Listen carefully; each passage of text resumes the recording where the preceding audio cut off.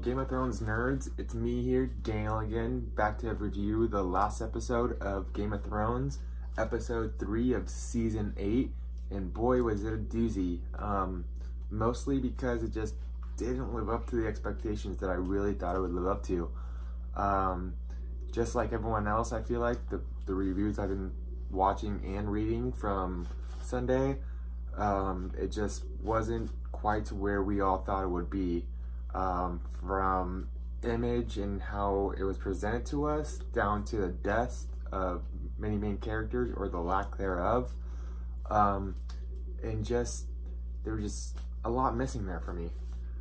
But I took all the notes I could and watched it 4 times over, I believe now, to really grasp what I loved and hated about this episode, and it was pretty split down the middle for me.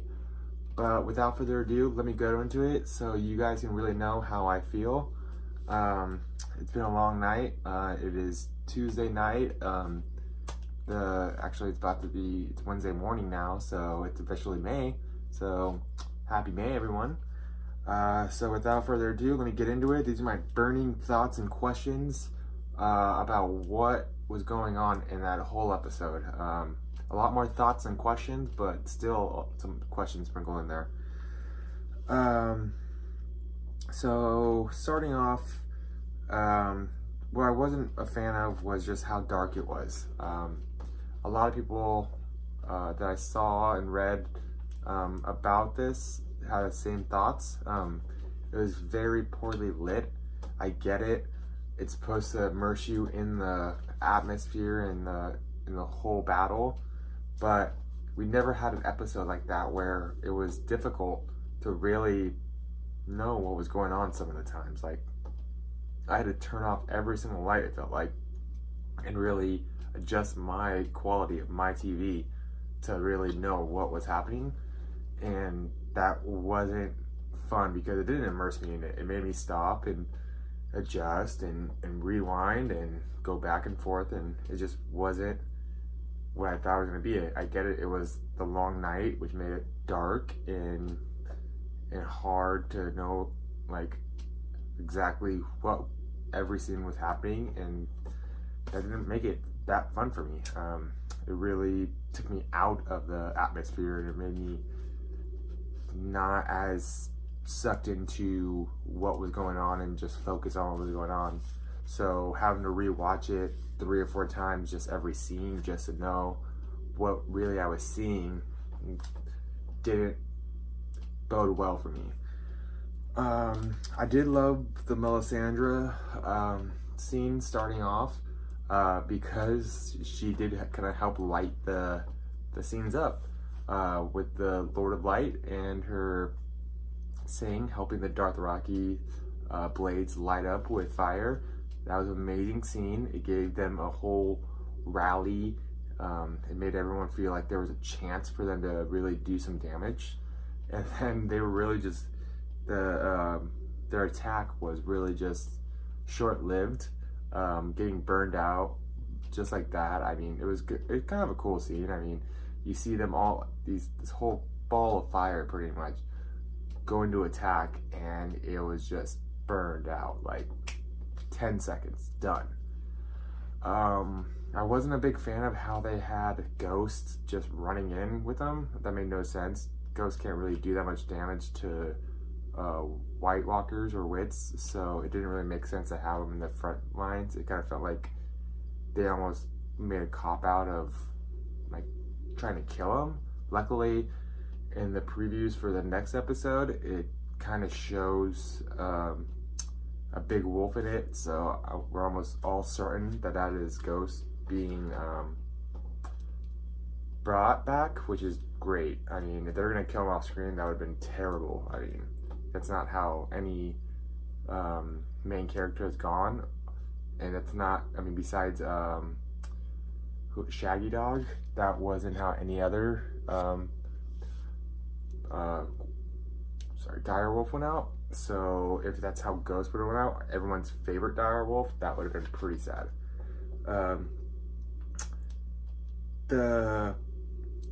I know it was very much just a battle episode, but there wasn't much dialogue in it, which I was okay with. It was all just about the fighting and the attack and the defense.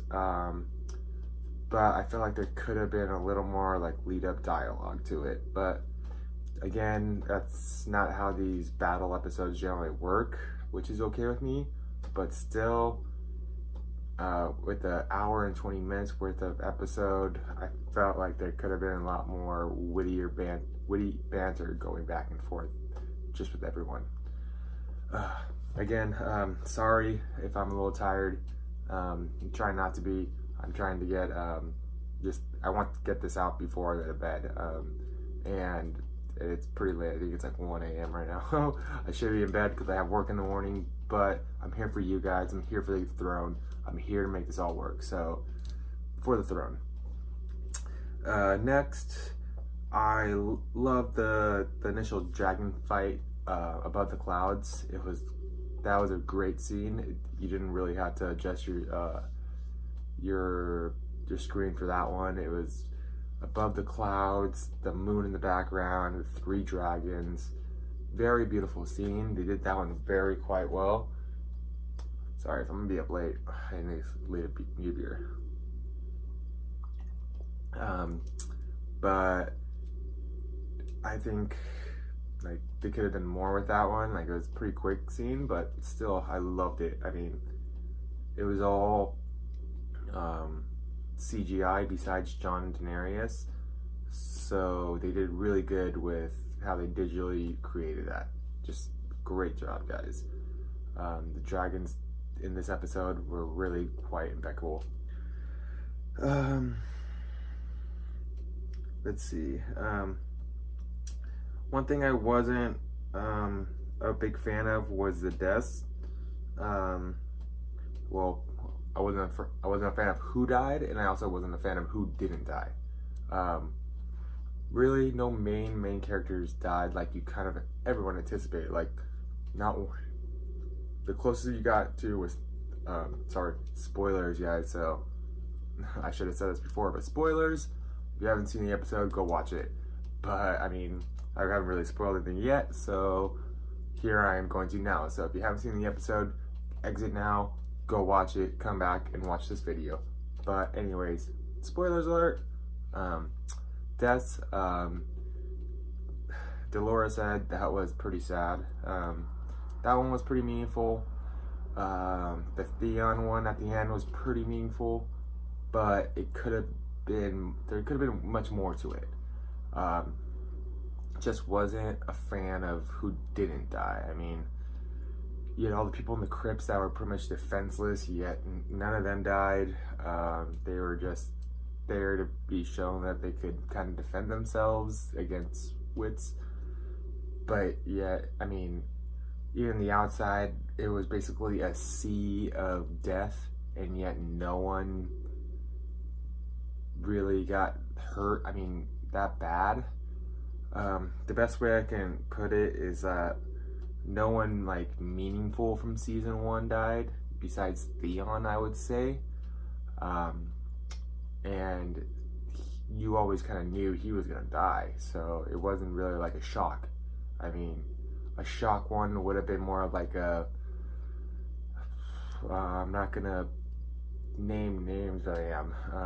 It would be more of like a Dany or a Tyrion or a Jon, maybe even a Sansa or a Arya. We were kind of all expecting one of like the main like 8 to go out, and it just didn't happen. I mean, sorry, there's a few more. I only named 5, but there's a few more of those main characters, like even a Grey Worm or a Melisandre.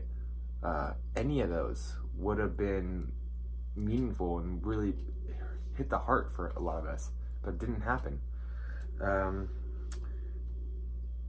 I did love the Lyanna death.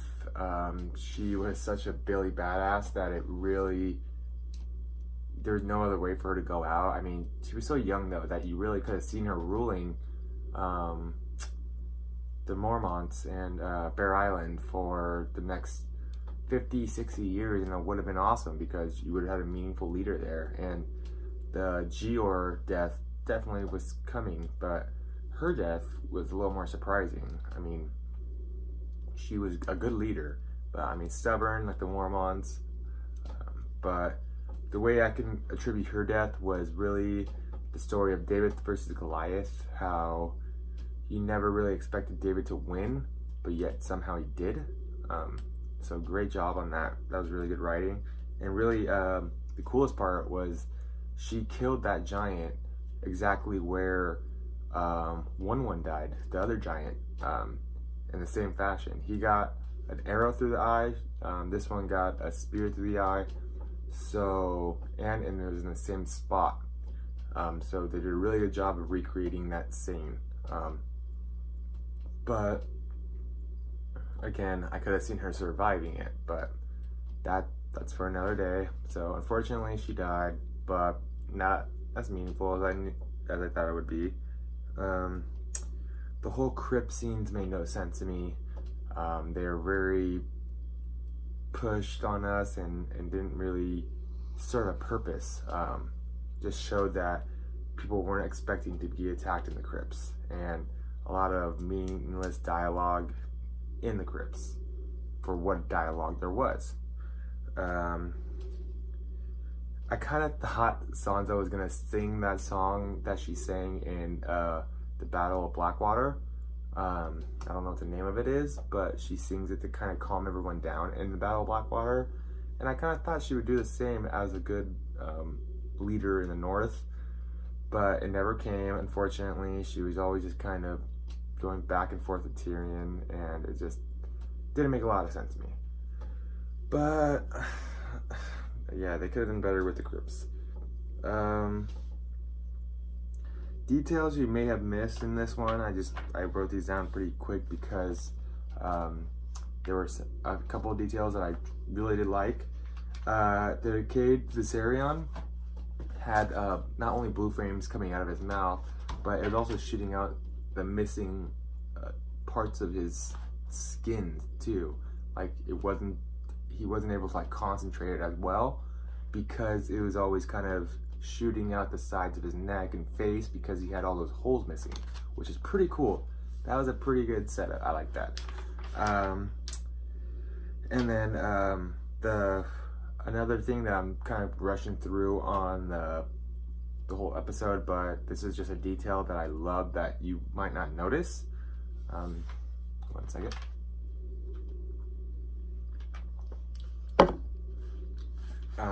This is a very cool detail, I think. When Arya goes and attacks the Night King, she's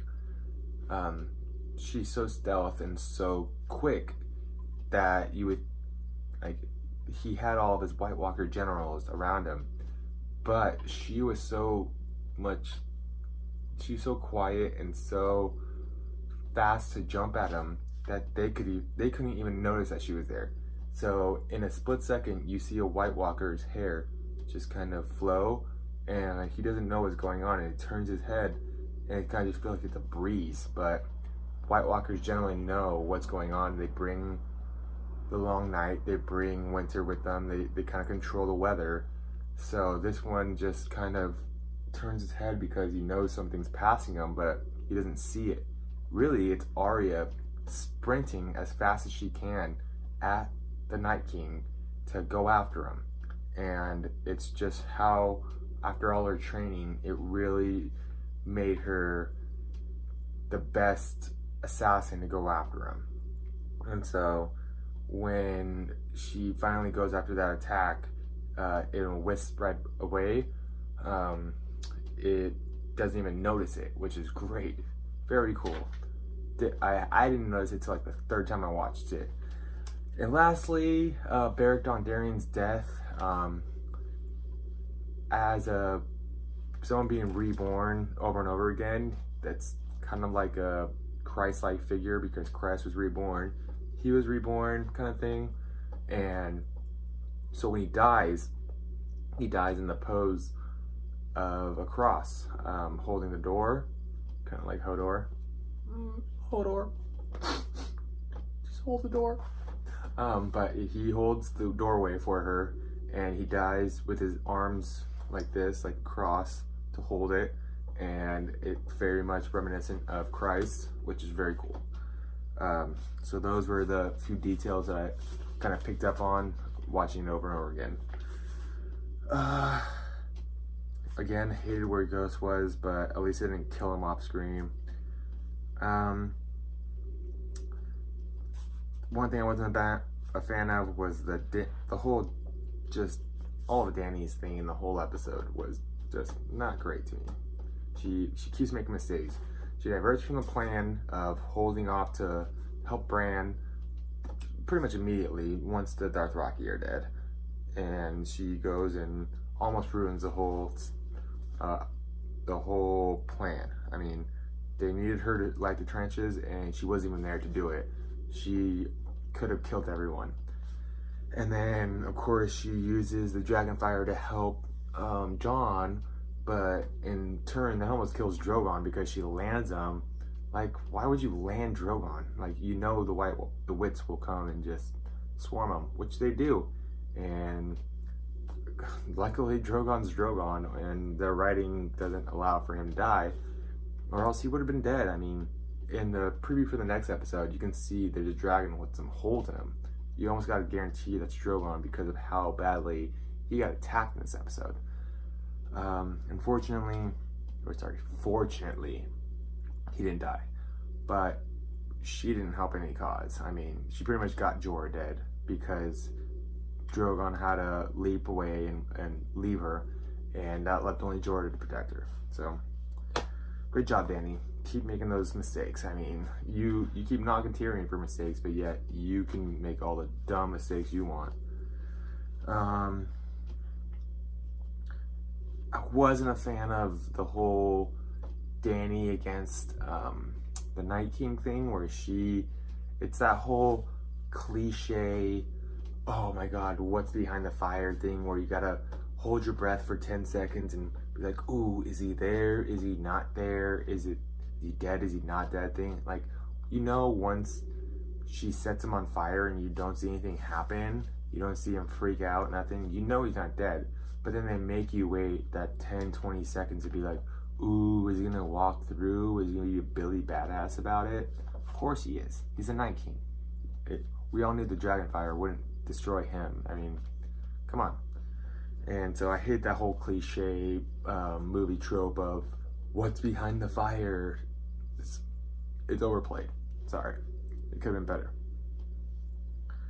And then Jon running at him, knowing he wasn't gonna make it. I mean, Jesus Christ, dude. Run a little bit faster. I mean, drop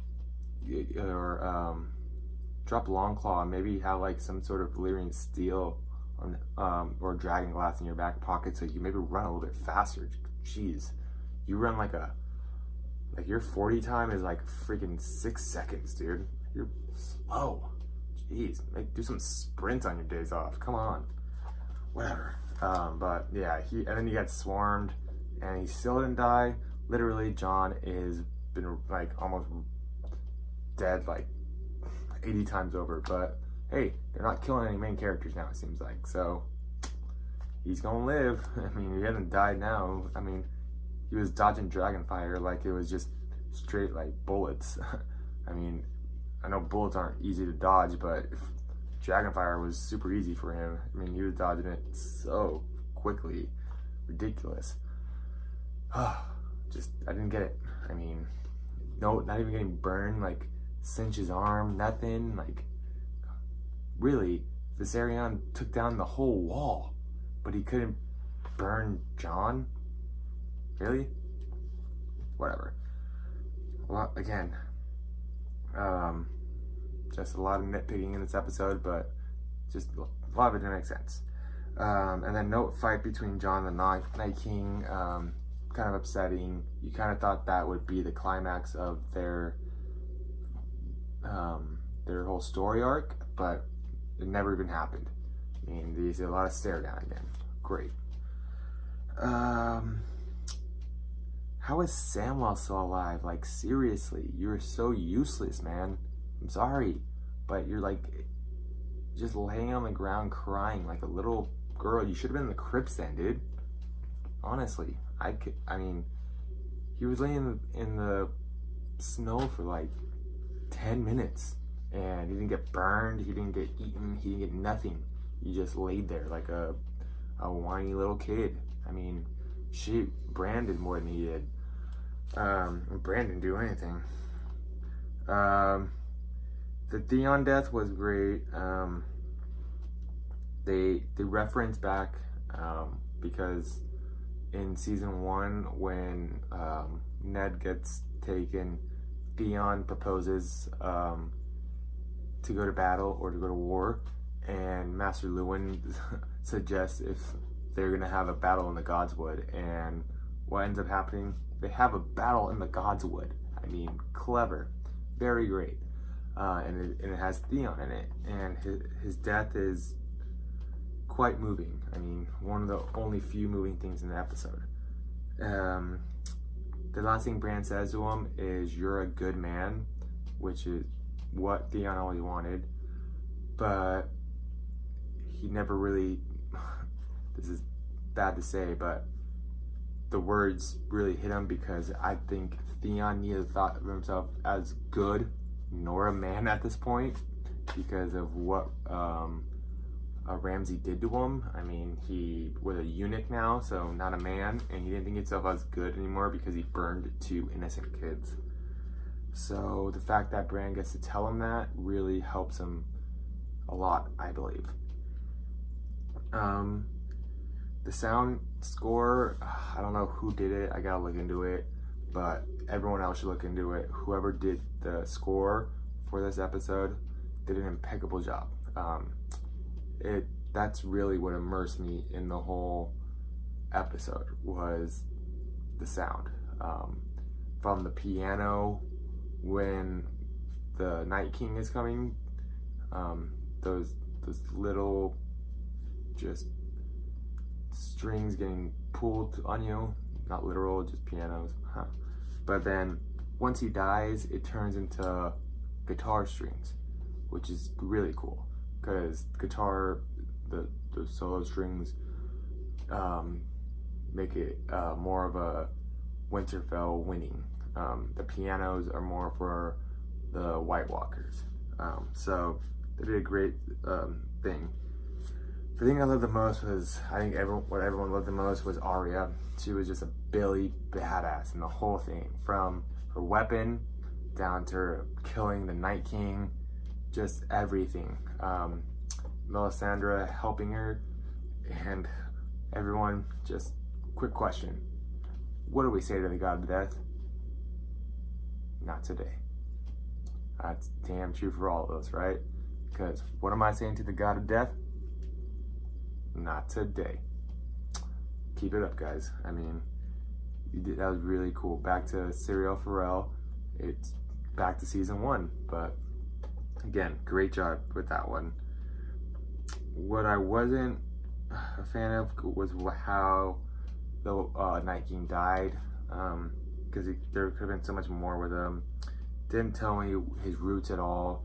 Didn't even tell me just what anything about him meant. Like what was it, the spiral? What was his roots? Like, yeah, we get why he was attacking, and he wanted the Long Night, and he wanted to erase the memory of everything, but really there could have been more to him. So unfortunately, you don't get anything else, and I don't think there's gonna be anything else learned about the Night King, but it's okay, because you still have Cersei, who I feel like is the greatest threat. The worst line of the whole episode was Jorah's last line: "I'm hurt." Of course you're hurt, dude. You got stabbed like 3 times. That was the lamest way you could have gone out, like, saying anything. Really, you could have been like, "Khaleesi," you could have been like, "I love you," you could have been like, "I'm," like, just anything else, like, just, or like, I could have wrote something quicker, like, "I'm glad I'm here," or something, anything other than "I'm hurt." Of course you're hurt, dude. We're all hurt. Whatever. Melisandre's death was pretty anticlimactic. It's like she said she wouldn't make it past Dawn, and she made it to Dawn and killed herself. It's like, I get it, she's old, but she could have had like some sort of Lord of Light killing the Long Night kind of thing. I don't know. There could have been more. I mean, she could have killed like some of the generals and then gone out. I don't know, but just walking out and turning into dust or whatever was, again, anticlimactic kind of stuff. Lazy writing, I feel like. The whole season past like 2-3 seasons, I feel like they haven't had the material of George R.R. Martin to work with, so they've been rushing it to the end. So because I don't think George is really giving them anything besides just snippets of what he knows is gonna happen, but he hasn't given them anything else to work with, so they're just kind of rushing through and trying to get it done. So I feel like that's why the past 2 or 3 seasons have kind of slipped on them, unfortunately. So I feel like the books might end up ending better than the show. We won't know, maybe ever. I mean, George R.R. Martin could like die tomorrow and we can never get any book after this, but hopefully that doesn't happen. Hopefully he starts shooting them out as quickly as possible. We'll see. And I kind of get why they killed the Night King, because like the title says, this is the Game of Thrones, not the Game of the Long Night, not the Game of Ice and Fire like the books. This is the Game of Thrones, and the ultimate end battle needs to be for the throne. And maybe the throne might not even matter in the end, but they need to be fighting for it. So, and I feel like Cersei has been a little more evil than the Night King, just a tad. So it could go either way. But Cersei will die. Just how and by who, and if the throne will even matter in the end. So, sorry for making this video so long, but this episode was so long that I had to go through everything, and I feel like I even skipped some things. So, thank you guys for bearing with me. I hope you guys enjoyed this episode and this one on my end. Please click the like button for me, and click the subscribe button, and hit the bell for more videos. I really hope you guys enjoy this. Please leave a comment below to critique my videos. I just ordered a mic for my thing, so my audio will get much better, so bear with me. Hopefully I can get a camera that has better quality soon. And my editing, if you guys have any opinions on what editing apps I should use, please let me know, because I have looked into it and I can't seem to choose the best one. I'm willing to pay whatever it takes to make the best videos. I want to make cool captions on the bottom, maybe add some little clips of the videos of the episode in here, and just kind of make my videos even better. So again, let me know what you guys think. Add those comments. Please like. I finally got my first thumbs down, which hurt, but you know what? You can't win them all. So whatever. But again, thank you guys so much, and I hope you enjoyed the rest of your week. Love you guys, and what do we say to the God of death? Not today. See you later, guys.